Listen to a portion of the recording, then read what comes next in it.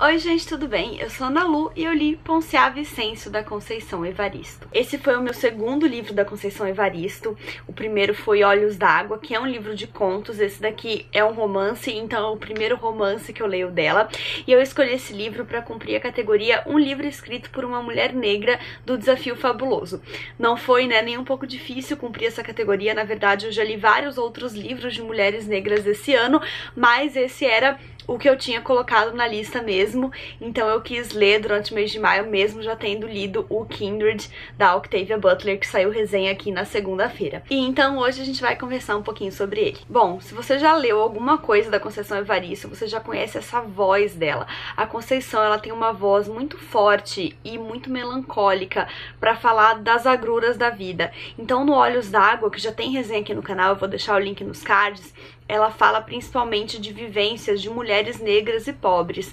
E aqui no Ponciá Vicêncio é como se ela escolhesse uma dessas mulheres para falar da trajetória dela, de uma maneira um pouco mais desenvolvida do que em um conto. Aqui então ela vai retratar a Ponciá Vicêncio, que ela conta, até aqui no prólogo do livro, que muitas vezes ela e a Ponciá são confundidas uma com a outra. Às vezes tem gente que chega para ela para pedir autógrafo e chama ela de Ponciá Evaristo ou de Conceição Vicêncio e tal, que ela entende e aceita isso porque ela e a Ponciá são mesmo como se fosse partes uma da outra.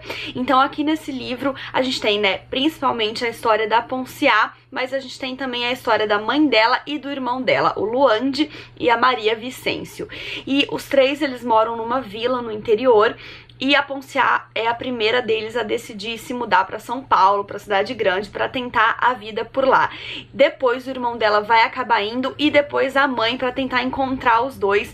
E os três vão viver aí um desencontro dentro dessa cidade e cada um vai ter a sua própria trajetória. A Ponciá, ela vai chegar na cidade assim meio sem rumo e ela vai ficar ali na escadaria da igreja, ela vai pedir esmola até que ela consiga um emprego de faxineira, de empregada na casa de uma família. O Luande tem a trajetória que eu confesso é a minha favorita do livro, porque ele chega na cidade e ele quer ser policial, e ele acaba fazendo amizade com um policial e ele vai trabalhar na delegacia num cargo de, acho que é secretário ou faxineiro, alguma coisa do tipo, um cargo baixo, mas ele quer alçar esse voo, ele quer chegar ao posto de policial, e esse policial se torna como se fosse um padrinho dele e vai ajudar ele nessa trajetória. Mas eu acho que a Ponciá traz uma visão crítica e ácida muito interessante aí, que é o Luande, ele quer poder, porque ele não tem nenhum, mas ele quer usar esse poder e ele quer voltar para a cidade do interior e mostrar para as pessoas que ele conseguiu, que ele chegou lá e que hoje ele anda com um cacetete e coisas assim, Então ela não deixa de fazer uma crítica aí a essa questão do poder, a essa mania que as pessoas têm de alcançá-lo. E, enfim, o Luandi, ele não deixa de ser uma pessoa super pura, uma pessoa pobre que luta muito na vida e que ele acha que alcançar esse poder vai mudar muito a vida dele, E não necessariamente ele quer fazer uma coisa ruim com esse poder,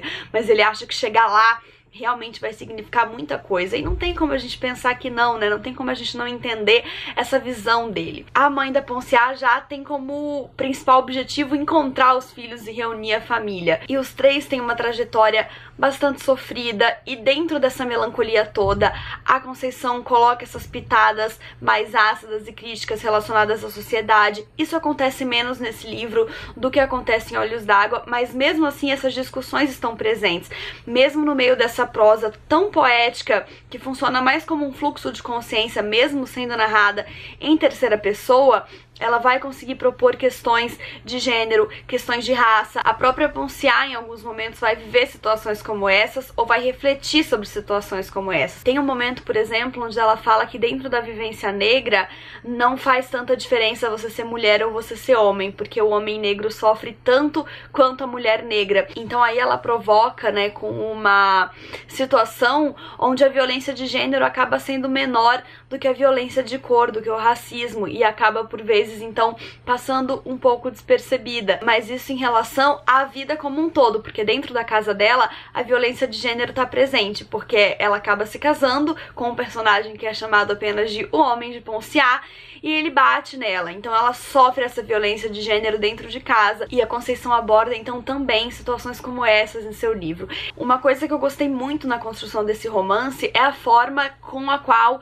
a Conceição Conceição insere esses personagens, eu diria, paralelos, né, à vida dos protagonistas. Então a gente tem o vô Vicêncio, que é o avô do Luandi e da Ponciá, que já faleceu, mas que tá muito presente na história através da Ponciá, porque todo mundo na família fala, né, então o pai dela e a mãe dela falam sempre que ela tem muito do avô e que o avô era meio louco, e ela tem essa imagem do avô muito presente na vida dela.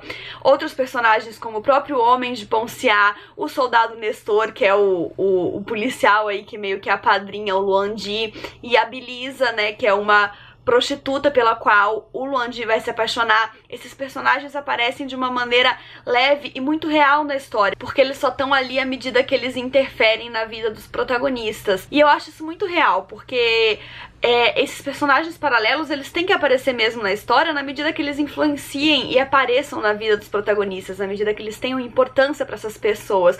Eu não acredito que todos os personagens de uma história tenham que ser super bem retratados, desenvolvidos e tridimensionais. Eles aparecem à medida que eles importam na vida das pessoas que realmente estão sendo retratadas. E eu acho que a Conceição acerta muito na maneira com que ela trata dessas pessoas e as insere na história. No geral, não é o meu estilo de narrativa favorito. A gente tem aqui uma prosa bem pouco estruturada, é mais uma prosa poética, como eu falei, quase um fluxo de consciência, mesmo que seja apresentado em terceira pessoa. É um livro super curto, que não tem definição de capítulos, assim, por assim dizer, né? É um texto mais corrido, mais solto, não linear, a gente tem vários flashbacks, então, à medida que ele vai contando sobre a vida da Ponciá, de repente ela tá ali na escadaria pedindo dinheiro, mas de repente ela tem 5 anos e ela tá lá convivendo com o avô. Então a Conceição, ela tem uma narrativa muito fluida nesse livro, que não é o meu estilo preferido, como eu já comentei, mas que tá brilhantemente bem executado e que eu acho que combina muito com a história que ela quer contar. Eu acho que essa voz dela é muito própria e essa melancolia toda e até essa forma mais livre de narrar tem tudo a ver com todo esse sentimento e com toda essa vivência que ela quer mostrar pra gente através desse livro. E então é isso, gente. Eu espero que vocês tenham gostado do vídeo. Não esqueçam de se inscrever no canal se ainda não forem inscritos, e dar um joinha se curtiu. Um beijo e até a próxima. Tchau!